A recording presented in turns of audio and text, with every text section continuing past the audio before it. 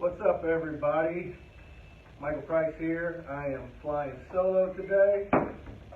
Curtis is working. Dustin, I don't know where you're at, buddy, but I hope you're okay. We want to welcome Bobby McMillan, episode 4 of the Damn Good Average Bowler podcast. And I'm a little out of my element here, Bobby, so you'll have to forgive me. We're going to try to make this flow the best we can. So we got Bobby on. Here. Bobby, how you doing today, buddy? Doing good. How are y'all? Man, everything.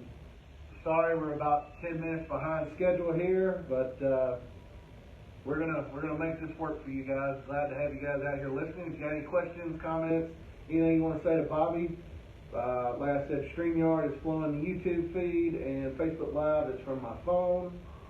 So we're gonna get this thing rocking and rolling. Bobby, we're welcoming you on the show today because Bobby here is our first ever Damn Good Average Bowlers Invitational only, members only tournament champion. That was back in November of last year. Let's just kind of introduce you to everybody, Bobby. Give us a little bit of a background on your bowling, like how long you've been bowling, your highest game in series, stuff like that. My name is Bobby McMillan. My highest game in series is probably a 275, 276. And I started probably when I was maybe 19, 20. My dad got me into it and all that. After that, I just started learning bowling, kept on going. So, what about your tournament history, Bobby? I mean, I know you won your very first. I know this was your very first tournament win, but what kind of other tournaments have you bowled in? Last year I went to Louisville, Kentucky, and I rode my first 700 in that tournament. Excellent. I had a 235, 234, and a 236. Okay. And that was a 710. You said that was your first 700? Yes, sir. Awesome. That's great. Hope I can go back this year and do it again. Okay. Brings me to our next question here. Talk a little bit about the tournament that you won. So what was your thought process going into it? Like, how did you feel, entering it? I mean, when I first started it, I didn't think I was going to do any good. Team, I didn't do that great. Singles, I done okay. Doubles, I done my best. For the best tournament of me is in my double. So I got so used to the game. Are we talking about the Damn Good Average Bowlers tournament, or are we talking about another tournament? I was talking a little one, sorry. Oh, okay. No, like, what was your thought process? Let's go. I'm trying to draw us back into here. What was your thought process going into the Damn Good Average Bowlers Invitational only? I didn't think I was going to do any good. Why is that? I didn't think I was going to do any good at all, because I didn't think I was going to read the lane perfect. When my first 2 shots came out, I was doing fine. I just kept on rolling and rolling. Read the lanes early. How was you feeling like, we did a 3-game qualifier, and then we cut to the top 8. When the 3 games were done, did you feel like you were in? Did you feel like you missed a cut? I thought I missed a cut.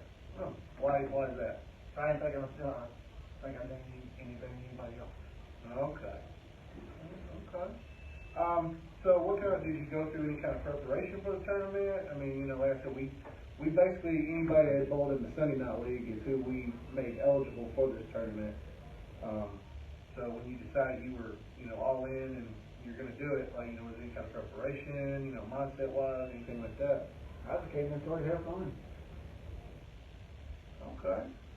So you make it to the round of 8. What did you feel like, when we made the cut to the top 8? I knew I had to do a little bit better than my angles from bowling. Mm-hmm. Had to make sure I was on my game.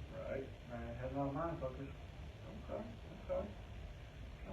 So you get let's see. Do you remember who you faced? It was obviously 3 games. I know who you won in the final, but I wanted to see, like, I know I was up against. I know when I was up against Austin. Yeah. Okay. You bowled Austin. I think that was the semifinal. Kelly. You doing what now? Who was bowling that double for Kelly? I can't remember his name. JC. JC. Okay. So, yeah. So all right. So the round of 8, you were bowling JC. Mm-hmm. And you got through that. So you're into the round of 4 against Austin Irwin. What were you thinking about going into that Final Four? I didn't think I was going to do anything good against him. I've already seen him bowling and all that. And, Okay. So then you get George Davis in the final, and then what are you really thinking at that point? Like, you're a 1 win away from your first ever tournament win. What's going through your mind at that point? that I've got to do my best. Nothing more. Okay. Nothing less. Okay. All right. So how did it feel when you realized you had won? It's like having sent heaven. Oh. Like nothing more important than what I was born to do. Well, here's one of the funny things about it is like, you know, I handed you the trophy and you almost Pete Weber and you ended up dropping it and then like, you know, so that was, and I know that's because you got a lot of stuff going through your head at that point, you know, nerves are there, you know, you're trying to relax, you just realize you got the victory. So that leads me into this, like what kind of bowling goals do you have for yourself? I want to go in the PGA. Oh, you do? Yes. Where my mindset at, that's where my dream is going to be at. Okay. As big as PGA World Series. Have you thought about like the regional level, anything like that first? Just kind of get your feet wet with it? I've tried. Have you seen any tournaments that, you know, might be close to where you're living and then? Not really. Okay. Maybe you're ready to take a trip then. I want to. Have you, what do you know that's coming up then that interests you? I haven't even looked at any of them. Okay. I know there's one down in Florida I want to go to. Okay. Down in Port St. Lucie. Okay. Yeah, Port St. Lucie. Yeah, I know what you're talking about. Okay. I want to go to the one in Georgia too. Okay. Where at? Do you know where at? I don't know where at. Yeah, okay. I think it's Atlanta. Atlanta. Okay. All right. Atlanta's a big city, so they definitely have a tournament going every weekend. So, all right. So that brings us to the last of the questions. You plan on bowling the second one at the end of this season? Sure am. So you ready to defend that crown? Ready to go again. Awesome, man. Is there anything you want to say out to everybody that, you know, talking about your experience and just your bowling overall? Not really. I'm just enjoying bowling with Mike and him and all that. I'm enjoying having Mike having me here with him. All right. Here. Hey, your girl here said good luck. Thank you. So, all right. Well, Bobby, nothing else, man, dude. I appreciate you coming out here and talking to us for a little bit, man. Appreciate it. It's awesome, man. So we'll see you here in a little bit because I know we got a bowl league tonight. Oh, yeah. Okay. Well, dude, congratulations. Like I said, first tournament win. It's a big deal. And like I said, here's to the next one. Going for 2 in a row. All right, Bobby, I appreciate your time, brother. All right, I appreciate it, guys. All right. Well, we'll see you tonight, man. All right, let's go. All right. Well, first and foremost, I want to say thank you to Bobby for coming out here and talking to us about things. So the next segment of our episode here is I want to talk a little bit about the coach's corner that I normally do, and usually that doesn't lead me into this here. So, but I'm doing the best I can, guys. Like I said, Curtis is working. Dustin, again, hope you're doing okay, brother. You know, worried about you. Hope everything's all right. But this leads me into Coach's Corner, which is one of the things we're talking about is adapting to change. I don't know if you guys have taken the time to look at my blog on the website, damngoodaveragebowler.net, but we kind of talked about adapting. And one of the things I spoke of on in that blog, I should say, is adapting to change. And basically, when you're bowling in league and things are not going exactly as according to plan, you know, we usually have to adapt. And one of the things I made mention of in my blog here recently is how do we adapt? Being able to adapt is one of the hardest things you'll ever do. I mean, the pros face that adversity all the time. We have faced that adversity in the league. And it's just like, what steps do you have to take? Well, first and foremost, I have to tell you guys is you have to believe in your moves. You have to trust it. You have to be confident. And the next thing is being able to, and that confidence leads to identifying what changes you need to have made. And being able to educate yourself, like, you know, knowing what did your arsenal, you know, the arsenal you have, what did the ball do, what did it not do, stuff like that. And it's very important in the regard of how, excuse me, sorry, I'm going through it here. We got everything going on here at once, and I'm trying to run this by myself here, so I do apologize. I do apologize if this, in advance, if this feels a little rushed today. I'm trying to get everything going. It's important to be able to adapt to change because it makes you a more versatile player. That's the first thing I can say right off the bat. You've got to be able to evolve your game. Because if you don't, you're going to perish. It means you're going to get left behind. And, again, just don't be afraid to make moves. And if you're unsure what kind of moves you need to make or you don't need to make, come out here, get out here, practice, and do everything that needs to be done for this right here. So hopefully that, get out there, try all your equipment.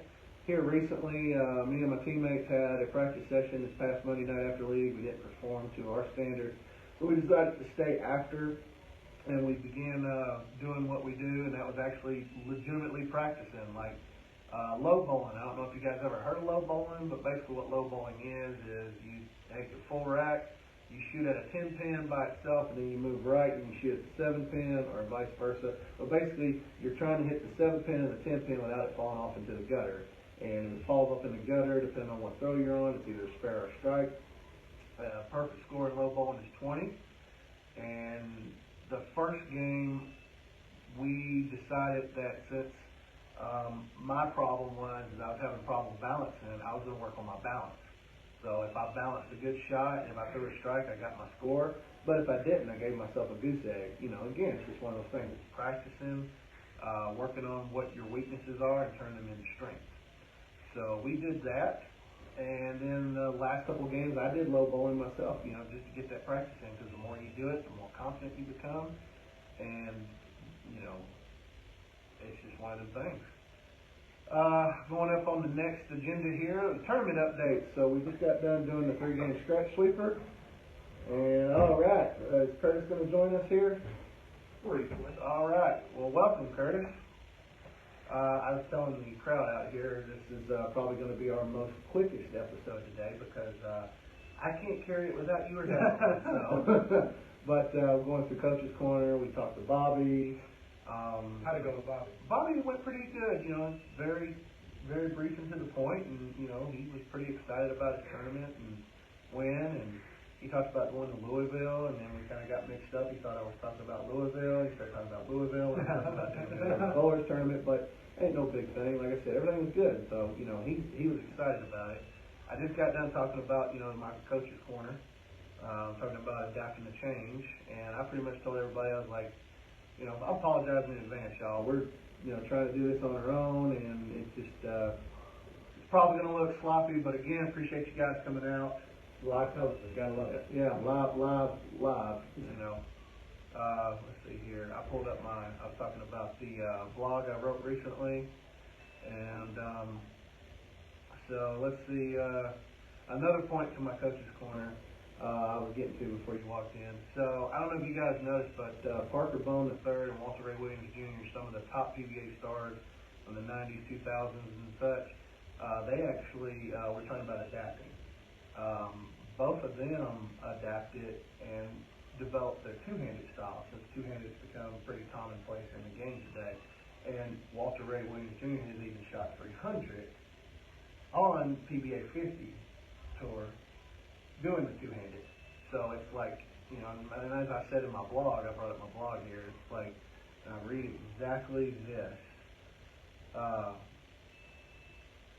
It says it begs the question, if they can reinvent their games to adapt, why is it so difficult for us to make a two-board adjustment left or right in league?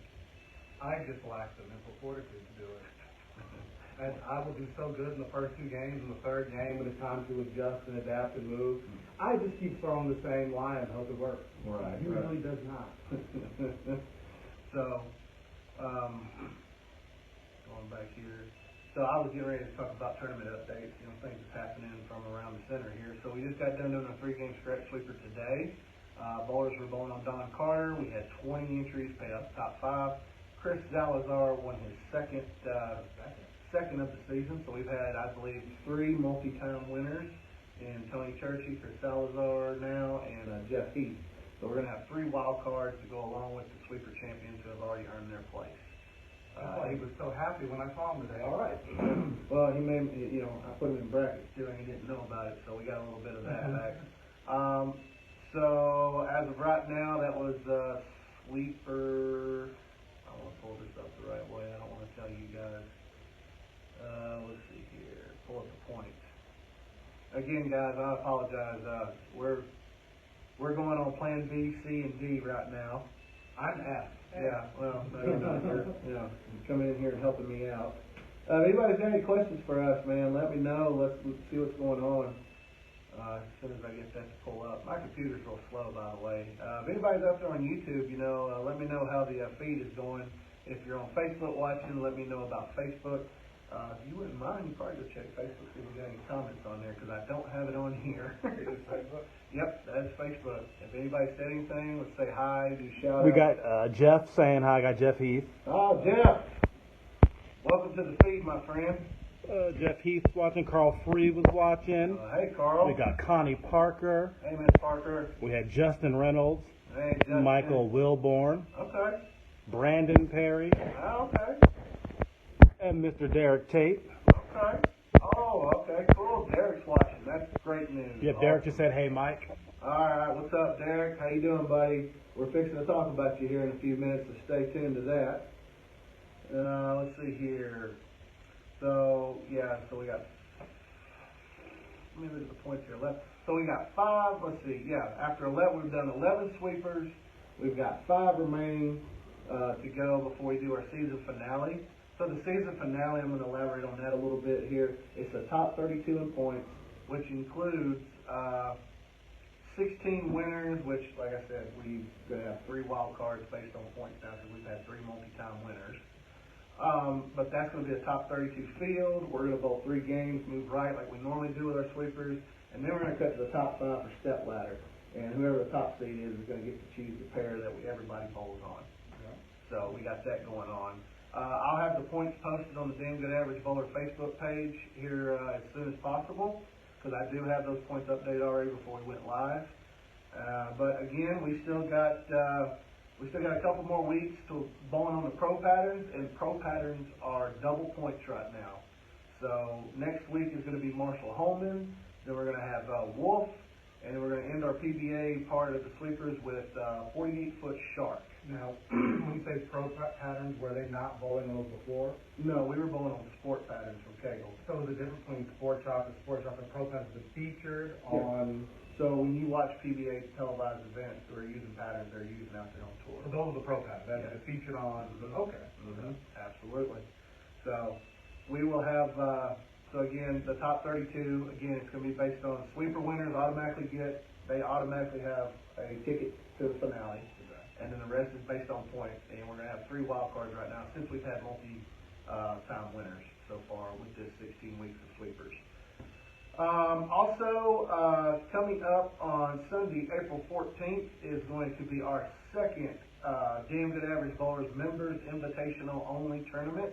We were talking to Bobby about that earlier.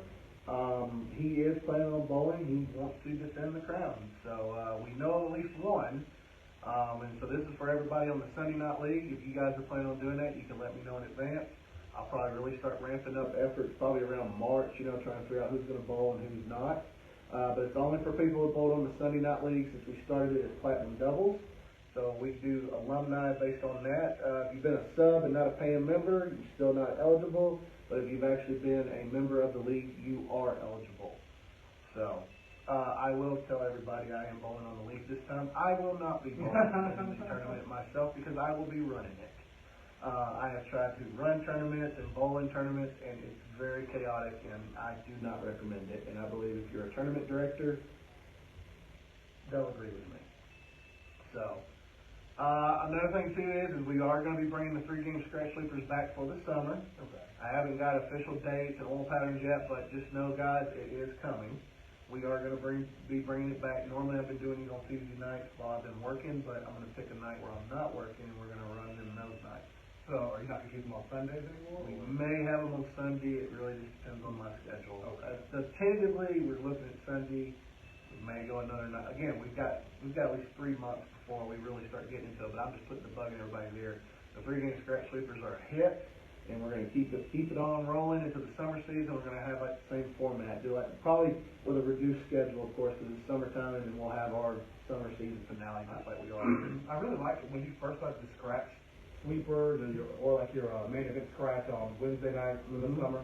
It was always a lot of the high rollers, Mm-hmm. but I like that over time you've actually expanded into getting a lot more lower score bowlers, and not gonna lie, they're not winning, Mhm. but you get to see them doing better and not giving up, and I like that you're getting to see more people Right. just trying it out. Right. Because before it was the same old faces every week, same old winners. Yeah. This guy's team, That but I was- mean, Hey. but it's nice to see people expand, not being afraid to lose to get better. Well, and I can tell you, we've had a bunch of them this time. Honorable mentions, Chase Shoulders has bowled in every single sweeper I've done this winter season, except one, but he's been for the majority then. Excuse me, let me retract that. He's been here for the majority. Michael McMillan has come out and done them, and he's like, and again, if nothing else, it's showing these guys that, hey, look, again, the goal I've always for it is being appreciative of the house shot. You come in here sometimes, you're just having a bad night, it's really easy to just blame the shot, not really look at yourself in the mirror. Well, that's fine, come out here, try one of these sweepers, and again, just like I did when I first bowled on really tough patterns, got humbled real quick. So, you said Derek was on the Facebook stream? Yes. Okay, so, next thing I really want to talk about, I know we're right here, going right here, but this kind of got added, you know, of course. So, can you check and see if anybody's commented on Facebook? Like I said, guys, I'm doing StreamYard from YouTube, I'm doing Facebook from my phone. Have you got anybody, Curtis? Zach has joined us. Oh, hey, He Zach. said, "Sport shot is hard but fun to play with, even knowing you probably won't get a win." Can't think like that, Zach. You got to be able to come out and make your spares, dude. Anybody? No, Anything no, else? no, we're good right now. Okay, so I'm gonna wing this here. And I don't know, Derek, if you're still on, man, I hope you're listening. So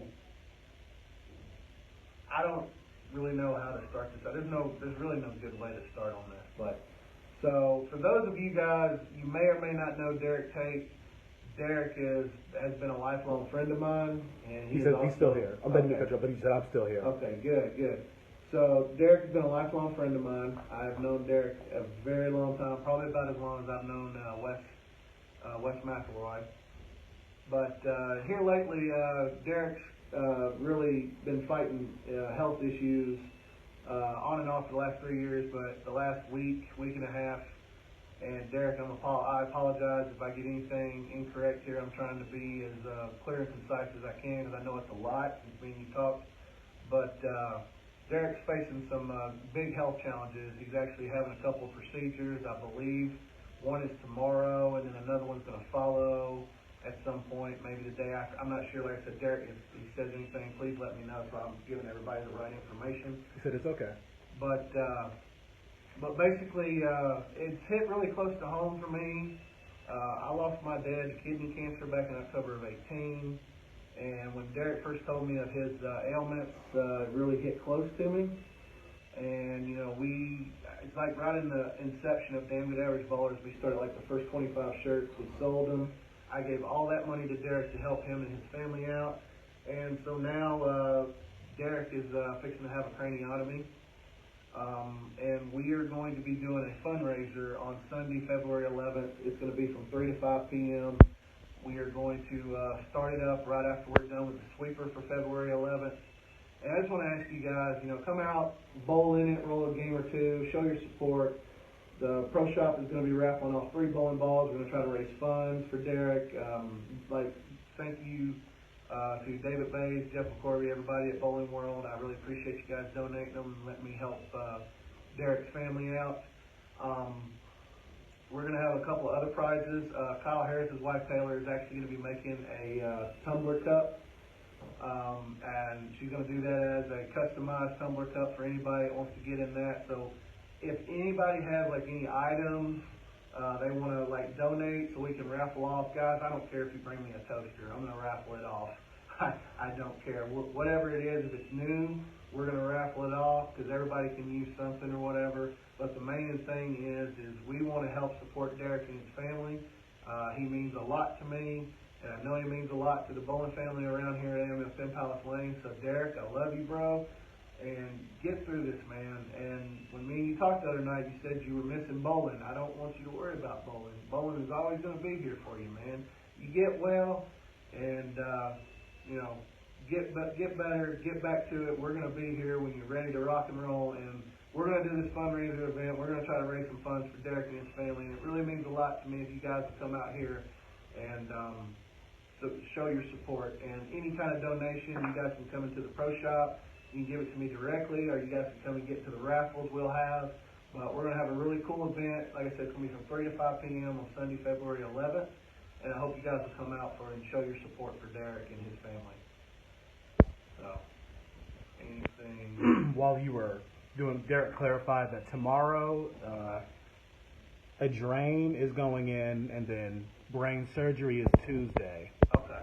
And he also said, thanks, y'all. I love y'all, too. Okay. And we got a comment from Zach saying, we're here for you, Derek Tate. Yes, all right. We absolutely are. All right, well, you heard it from Derek himself. So he's going to have 2 procedures done tomorrow and Tuesday. And Derek, to keep us posted, and I know we'll hear from Rebecca, or we'll hear from your mom, too. So just know we're thinking about y'all, we're praying for y'all, and y'all just keep Derek in your thoughts and prayers, because he means the world here at the bowling alley, and we want to see you get better, dude. So we got that coming up. We are pretty close to the end. Like I said, pretty easy episode today.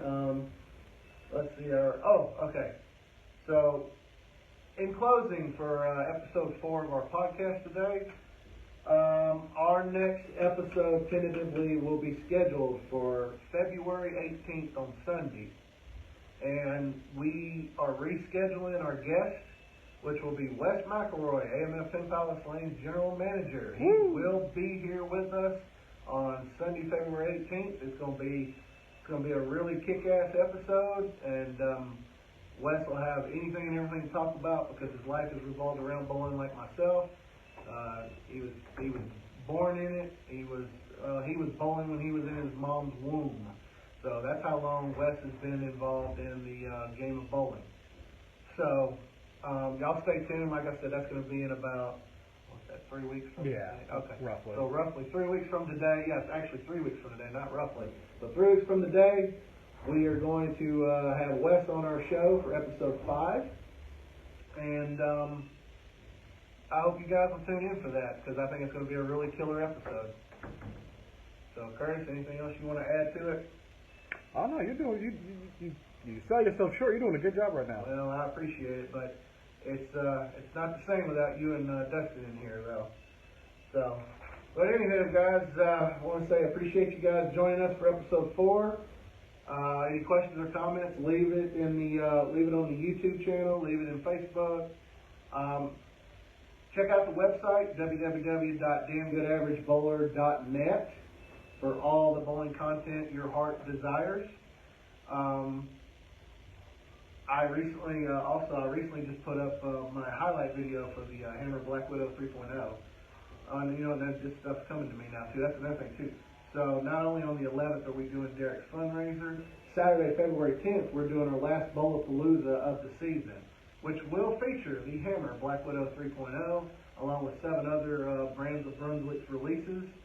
So if you guys want to get into Bowlapalooza, 11 o'clock a.m., 1 p.m. that day, 90 minutes per squad to try out all the latest equipment from the brands of Brunswick, including the Hammer Black Widow 3.0 and the Scorpion Low Flare from Hammer also. Come into the shop, get registered with myself, or get registered with Miss Tara. It's $20, 90 minutes of practice to try out all the new models. And if you decide to buy that day, you will get your $20 credit towards the purchase of one of the bowling balls from our demo. So, but yeah, you guys stay tuned. February 18th will be episode 5. We will have Wes McElroy. I want to say thanks to Bobby for coming out here and talking with us for a little bit. Curtis, thanks for getting in here when you can. I know it's been real hectic around this time of year. And like I said, hopefully all 3 of us are going to be in here on February 18th.